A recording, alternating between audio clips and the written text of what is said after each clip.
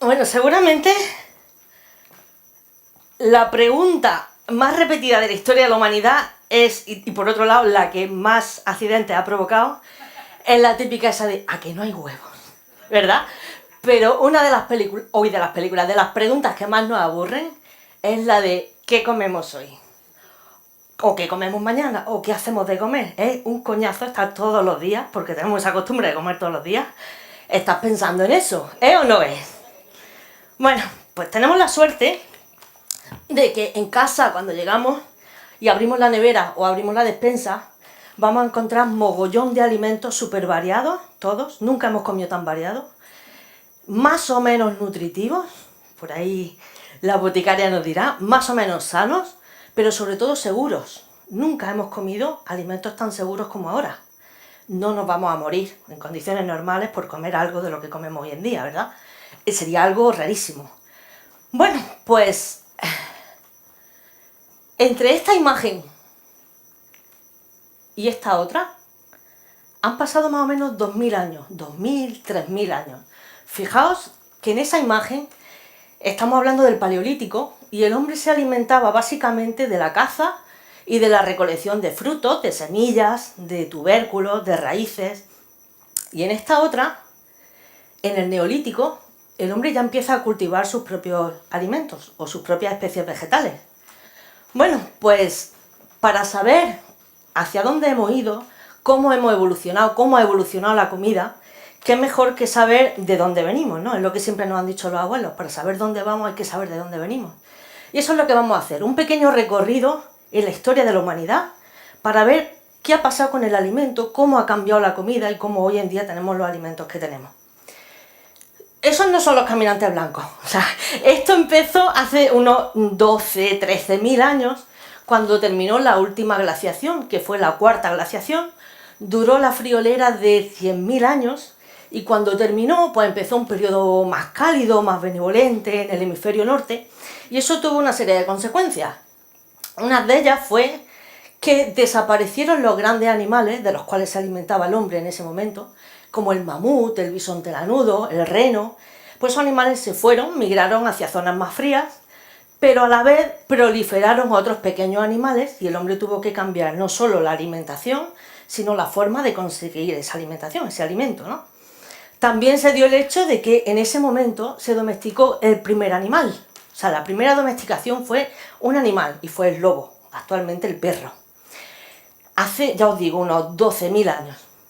Bueno, pues el hombre empezó ese periodo de calidez, cuando terminó la glaciación, hizo que empezaran a salir de las cavernas, de las cuevas, y empezaran a construir sus chozas, sus cabañas al aire libre, porque había más temperatura, más calorcito, y empezaron a cultivar especies vegetales. Esas especies vegetales, obviamente, el primer motivo era que les sirvieran como alimento, pero también les podían servir como otro tipo de aplicaciones, ¿no? Condimentos, madera y paja para fabricar las viviendas o útiles de labranza o de caza, estimulantes como el vino, la cerveza, las nueces de Betel, el ginseng, estupefacientes como el cáñamo, el opio o el peyote, y pienso cuando hubo ganado. Vale, pues supongo que sabéis que el origen de la agricultura, aunque hubo varios focos, por decirlo de alguna forma, el foco principal fue en la zona del creciente fértil, que es esa típica media luna que hay ahí. Dentro de esa media luna también se distinguen varias zonas: el corredor de Levante, el sur de Anatolia, los montes Zagros y el norte y sur de Mesopotamia. Esas zonas con distintos climas, distinta vegetación, en fin, pero todo el foco principal de origen de la agricultura. Una planta o un animal domesticado, fijaos que no es más que una especie en la que la reproducción es controlada por el hombre, ¿vale? Una especie cultivada es una especie modificada genéticamente. Ya se modificaba genéticamente en aquel momento para satisfacer las necesidades del hombre, la característica que el hombre quisiera. De manera que esa especie no viviría de forma natural, o sea, no viviría en la naturaleza si no fuera por el hombre. Esos distintos focos de origen de la agricultura que se dio en el planeta, pues tuvieron como consecuencia distintas culturas o distintas cunas de domesticaciones. Por ejemplo, fijaos, en el Oriente Próximo se domesticó el trigo y la cebada. En el Oriente Lejano, el arroz y la soja. Los chinos, el arroz, ¿no? En la zona de los Andes, la patata y la mandioca. Y en la zona de América, el maíz, el frijol y la calabaza. Pues bien, ¿no habéis preguntado nunca por qué unas especies se domesticaron y otras no? ¿Qué hizo que unas se domesticaran y otras no? Pues la respuesta es simple, y es que unas eran más fáciles de domesticar que otras. Básicamente eso. O sea, fijaros, en el caso de los animales, os he puesto aquí el ejemplo de la gacela. La gacela tenía en ese momento tanta importancia como la cabra, y más que la oveja, y sin embargo, aunque formó parte del rebaño, nunca llegó a formar parte del ganado. No se dejó. Pero es que en el caso de las plantas ocurrió más o menos lo mismo. Había un montón de especies vegetales, pero no llegaron a domesticarlas, pues básicamente porque empezaron a domesticar otras que se dejaron y perdieron interés en las que le ofrecían resistencia. Entonces esa era la principal diferencia. El primer caso de domesticación, a mí este ejemplo me gusta mucho y os lo traigo por eso, se dio en el trigo, ¿vale? Y os voy a contar en qué consistió. Se llama selección in situ, de forma científica. A mí me gusta llamarlo selección involuntaria, selección al azar, o no sé, no tengo ni puñetera idea de lo que estoy haciendo, pero esto va a molar en un futuro, ¿no? Esto va a servir para el futuro. Pues esa selección fue la que se dio. Fijaos, en la imagen de la izquierda, eso es una espiga de trigo que se llama raquis frágil. ¿Eso qué significa? Significa que la espiga de trigo tiene los granos, cuando alcanza la madurez, los granos explotan, se caen y el viento los dispersa. Esto es una putada para el agricultor porque tendría que ir a los 4 puntos cardinales a recoger los granos. No mola. Sin embargo, la imagen de la derecha se llama raquis tenaz. Y eso significa que cuando la espiga madura, los granos están fuertemente adheridos y el viento no se los lleva. Entonces el agricultor no sabía lo que estaba haciendo, pero cuando estaba segando y en su cesta iba recogiendo el trigo, las espigas, solo quedaban en la cesta aquellas que eran raquis tenaz. Y las otras se iban, se caían por ahí, y solo se quedaban aquellas. Entonces, sin darse cuenta, se fue seleccionando aquel tipo de trigo. Pensad que esto no fue de hoy a mañana, ni de hoy al año que viene. Esta coexistencia duró 2000 años. Durante 2000 años coexistieron estos dos tipos de espigas, a pesar de estar controladas por un solo gen. Esto que os digo de estar los granos adheridos o no, era un solo gen. Pues este es el primer caso de domesticación. Otro caso, por seguir con el ejemplo del trigo, es el de la selección automática. Aquí, pues se llama automática porque ya está más orientado, ya uno va pensando en lo que quiere, digamos, fijar, en el carácter que le va interesando, y entonces ya va más dirigida, es una selección más dirigida. Cuando uno tiene granos silvestres, ¿vale? Si los siembra y los recoge, siguen siendo silvestres. Eso no significa que se haya domesticado la planta. Para domesticar la planta necesitas fijar un carácter y eso se consigue con sucesivos ciclos de siembra y recogida. O sea, muchas cosechas, no solo una. Por seguir con el ejemplo del trigo, fijaos, un ejemplo.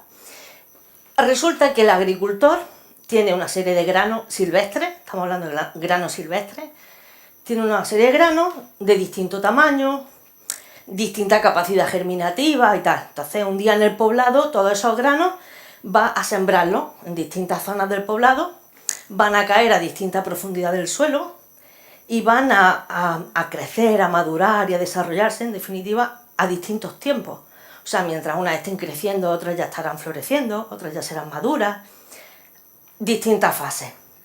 Pero llega un momento, pongamos a finales de junio, porque él quiere que sea a finales de junio, que a él le interesa recoger la cosecha.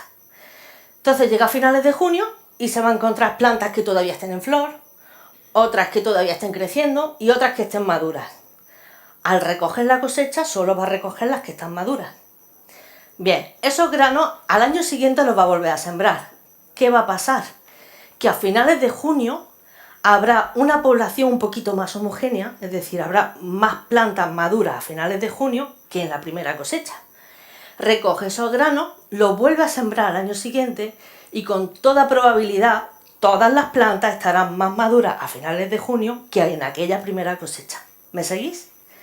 Sin darse cuenta, bueno, sin darse cuenta no, él quería recoger la cosecha a finales de junio, entonces en sucesivos ciclos ha conseguido que todas las plantas tengan el mismo estado de madurez en la misma fecha, a finales de junio. Este ejemplo que me gusta mucho también es selección automática. Todo el mundo conoce la col. Bueno, la col, todos los tipos de coles vienen de una única sola col que es Brassica oleracea. Fijaos, a ver si soy capaz de darle, que en función de lo que el hombre ha querido potenciar o desarrollar o seleccionar, así hemos llegado a tener el brócoli con flores y tallo, donde se ha potenciado el desarrollo de flores y tallo. El colirrábano, donde se ha desarrollado el tallo. En cuanto a las hojas, tenemos la col verde, la berza, la lombarda, el repollo. Ahí en todo eso se han seleccionado las hojas. Y en cuanto a las flores, el romanesco y la coliflor. Todo eso procede de la misma especie. Todo eso os suena, ¿verdad? Todos coméis de eso. Las especies de abajo son sobre todo ornamentales porque tienen unos colores preciosos. La col lombarda, bueno, la col lombarda sí se come, pero muchas de esas son ornamentales. Pues todas esas proceden de la misma especie. Fijaos. ¿Qué seleccionaban? Pues claro, con el tiempo fueron seleccionando características que les interesaba por el motivo que fuera. Fijaos que aquí os he puesto algunas, pero solo os voy a destacar pues el crecimiento de la planta. Por ejemplo, si quiero judías enanas, pues voy a seleccionar que sean enanas. O si me interesan plantas muy altas, pues que sean plantas muy altas. O que la inflorescencia sea muy grande. O que, por ejemplo, tenga raíces más carnosas. Lo que sea. Cosas que hoy en día nos sigue interesando seleccionar. O sea, no hemos cambiado tanto. Pero sobre todo, una de las cosas más importantes es que la domesticación les permitió bloquear los genes responsables de la toxicidad. O sea, en aquel momento no tenían la tecnología que tenemos hoy en día para saber si un alimento tiene genes que nos pueden hacer daño. Pero había una cosa que no fallaba, comérselo. Si se lo comían y se morían, pues mala suerte. Ya está claro que ese alimento llevaba algo jodido, ¿no? Eso pasaba con la patata. La patata cultivada, la patata de ahora, tiene 1000 veces menos solanina que la patata original. Hoy en día no nos podríamos comer una patata ancestral porque caput. Pero es que con el tomate igual. El tomate era esa mierda de tomate que tenía allí arriba, que es una valla, una vallita pequeña, súper tóxica. Ese es el tomate ancestral y no el tomate que tenemos hoy en día. O la sandía, que está por ahí, o el plátano, que el plátano estaba lleno, pero lleno de semillas, tenía muy poca pulpa y era de un tamaño también bastante ridículo. O el ejemplo más característico, fijaos, una mazorca de maíz de entonces, ancestral, y una mazorca de maíz de ahora. A la cantidad, miles de millones de gente que ha dado de comer ese maíz. ¿Vale? Sandías. Las sandías, antiguamente, que son estas de la izquierda, eran súper difíciles de abrir, eran amargas, estaban llenas de semillas, y aparte, bueno, feas, pequeñas. Ahora, fijaos, las sandías son grandes, rojas, dulces, sin pepitas. O sea, evolución de la sandía. Evoluciones de tomate. Tomate tenéis el que no podáis imaginar la cantidad de tomate que tenemos en el mercado. Maíz, ahí veis el tamaño, pero es que este me flipa. Es que este no, nada de transgénico ni nada de eso, ¿eh? Pero fijaos qué granos de colores preciosos. Las palomitas son blancas, os lo digo como curiosidad, no penséis que las palomitas son de colores, que pero es precioso. Vale, bueno, pegamos un salto en el tiempo y nos vamos al siglo XVIII. En el siglo XVIII tenemos la Ilustración, se popularizan las expediciones científicas y se ponen un poco de moda los jardines botánicos. Los jardines botánicos normalmente al amparo de las cortes europeas. En ese momento, los botánicos tienen la misión no solo de identificar y catalogar las especies, sino que se les da el permiso, por decirlo de alguna forma, de juguetear con ellas y de utilizar mejoramiento genético porque hace falta más variedades y la población está aumentando, en fin, hay que generar nuevas especies. Entonces los botánicos experimentan con el mejoramiento genético, cruzando variedades y tal. Y en ese sentido destaca Duchenne. Duchenne es el botánico de la corte de Luis XV y es el cuidador de los jardines de Versalles. Pues a este señor se le ocurrió la gran idea, gracias a él tenemos fresas, de cruzar Fragaria chilensis, que era una fresa que venía de Chile, muy grande, pero muy fea, porque no tenía ningún color, tenía lo guay de esa fresa era el tamaño, la cruzó con una fragaria, o una fresa que venía del estado de Virginia, de Estados Unidos, que era muy pequeñita, pero lo guay es que era muy dulce y muy roja. ¿Qué obtuvo? Una fresa que combinó las dos cosas, el tamaño y el sabor. Grande y dulce. Esa fresa, Fragaria ananasa, literalmente significa fresa piña, ¿vale? Pues fijaos en la localización de las fresas madre, que si no fuera por este hombre no se hubieran encontrado nunca. O sea, son dos localizaciones que no es fácil que se hubiera dado ese cruce. Así que si no es por la mano del hombre, pues no tendríamos las fresas que conocemos hoy en día. En el caso del trigo, ahí combinamos selección in situ, aquella que os conté al principio, con hibridaciones. Y lo que se ha conseguido es tener con el Eignor y la Experta un trigo, el del medio, que es el trigo Emmer, que tenía una cosa buena y es que eran espigas muy grandes, mucho más grandes que los parentales, mucho más grandes, pero no aguantaban bien las condiciones ambientales. Se jodían con la sequía y le afectaba mucho el cambio, bueno, el mal tiempo, ¿no? Y entonces lo cruzaron con el Go Grass y obtuvieron una más grande y más resistente. Aquella última es un auténtico Frankenstein. O sea, tiene 6 genomas distintos, es un trigo hexaploide con 6 genomas y es el trigo que usamos en el pan. Ese es el trigo harinero, ¿vale? Trigo actual harinero. Ejemplos de híbridos, pues prácticamente todos los cítricos que tenemos hoy en día proceden exclusivamente de 3 variedades, bueno, de 3 especies, del pomelo, de la mandarina y de la cidra. Todos proceden de ahí. O el plátano, que también es un híbrido, o el triticale, que es una mezcla de trigo y centeno, o este ejemplo. ¿Sabéis quién es esa señora? Ni idea. Si os digo que se llama Mary Ann Smith Sherwood, ni una pista, nada. Estamos hablando de Australia en el siglo XIX. ¿Y ahora? Es la abuelita Smith. Esa señora, Mary Ann Smith, es Granny Smith. Fue la creadora de las manzanas Granny Smith. Manzanas que tienen mucha importancia hoy en día, todo el mundo las conoce, todo el mundo las tendrá en su casa, o le gustará más o menos, pero son unas manzanas muy valoradas en gastronomía porque tienen muchos antioxidantes, incluso más que otras variedades de manzanas. Tienen compuestos fenólicos, fibra y es muy baja en calorías. Pues esa manzana llegó a Reino Unido 67 años después de que a esta señora se le cruzara por la cabeza cruzar Malus doméstica con Malus silvestris. Y recientemente, porque hace 46 años muy poco, esa manzana entró en Estados Unidos. Seguimos.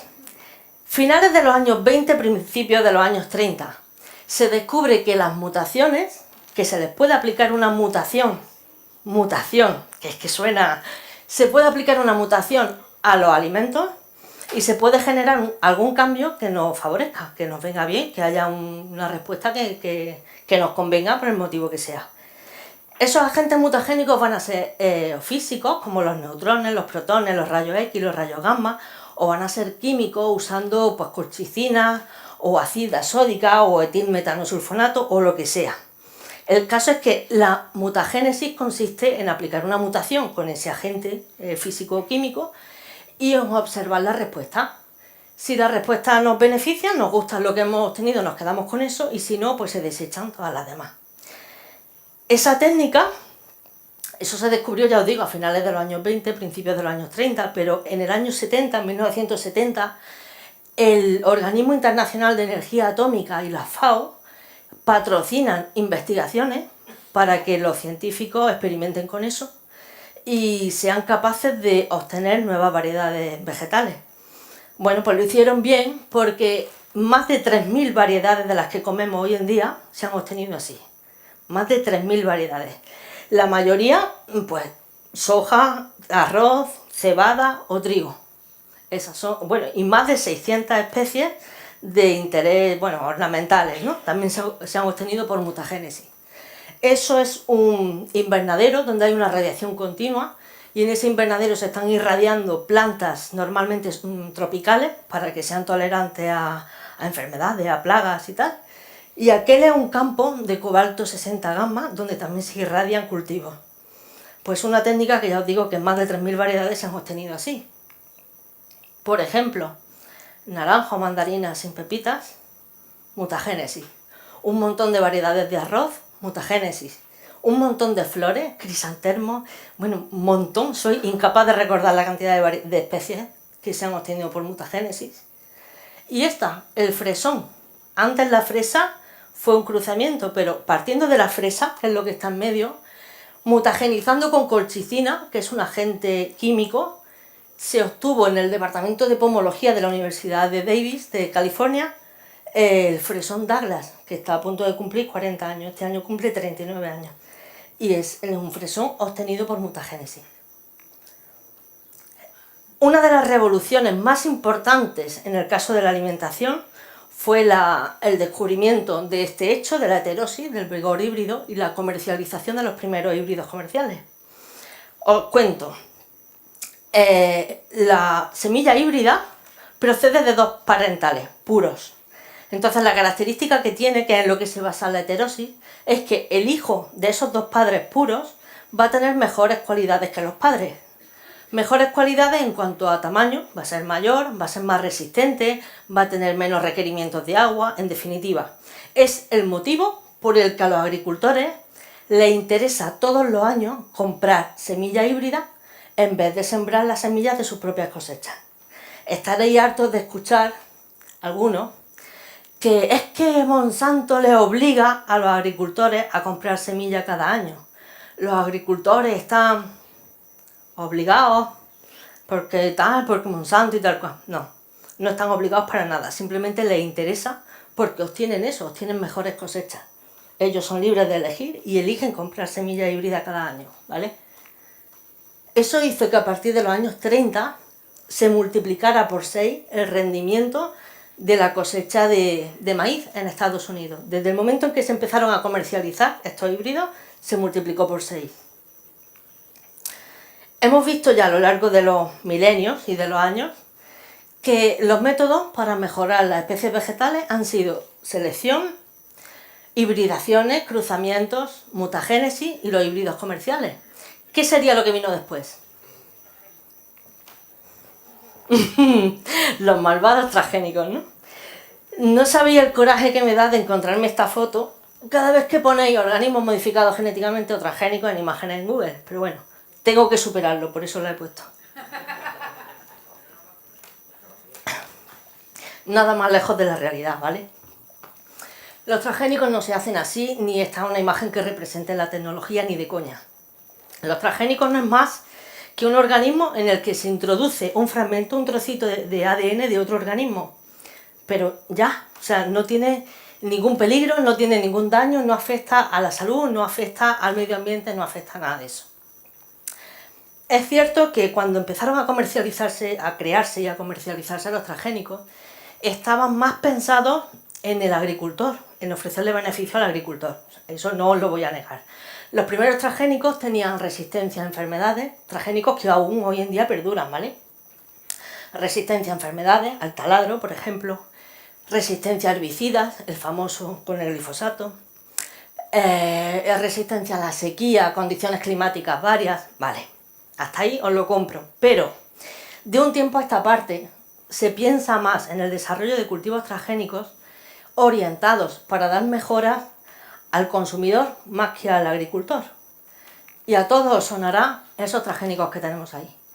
Estos de aquí de la izquierda son, pues, naranja, yuca, maíz y naranja doradas.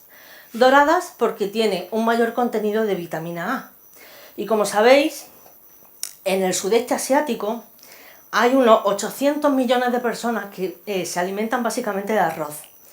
Os estoy hablando del caso del arroz dorado. Esas personas tienen, como os digo, una base de alimentación que es arroz, únicamente arroz. Y el arroz tiene varios problemas. Uno de ellos es que no tiene vitamina A.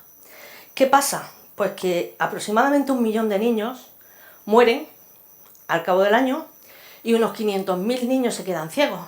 porque no tiene vitamina A, no tiene nada en su alimentación que contenga vitamina A. Por eso se desarrolló el arroz dorado, libre de patente, aquí ni entra ni sale Monsanto ni nadie, ese arroz es libre, no se puede todavía comercializar, pero es libre y ayudaría a quitar bastante el problema. Igual que, ya os digo, el maíz, el plátano, la yuca y la naranja.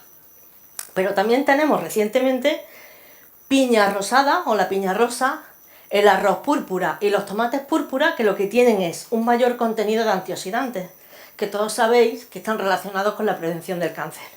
O sea que ya tienen mejoras relacionadas con la salud. Patatas con menos acrilamida, esas sí están en el mercado, y trigo apto para celíacos, que se desarrolló aquí en Córdoba, en el Instituto de Agricultura Sostenible, y obviamente en Europa pues tiene mal futuro. El futuro de los transgénicos, ahora os voy a decir por qué, pero bueno, parece que se va a ir desplazando a favor de otra técnica, pero en su momento pues pensamos que podían tener algunas mejoras, como imaginad, pues hacer plantas de café que diera un grano descafeinado directamente, o sea, eso molaría, ¿no?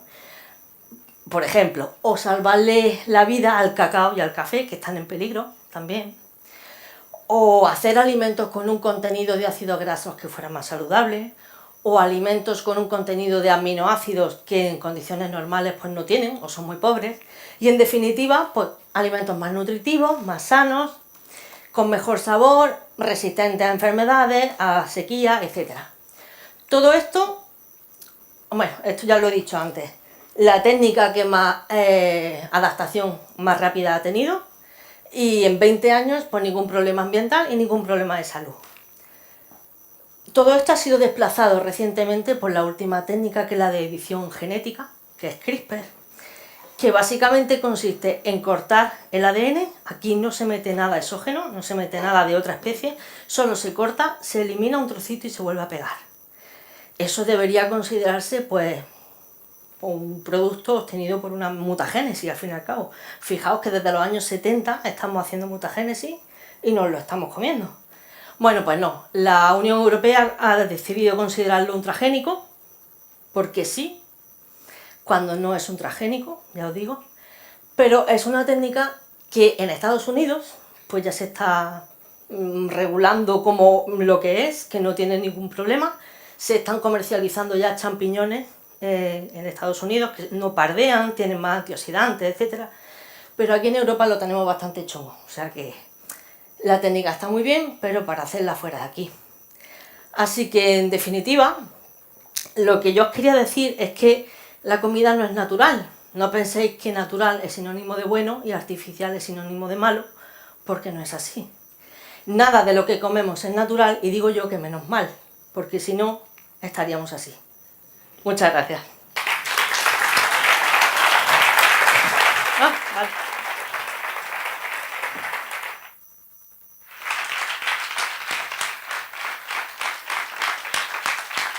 ¿Alguien tiene alguna pregunta para Rosa antes de que se vaya a seguir jugando a ser Dios?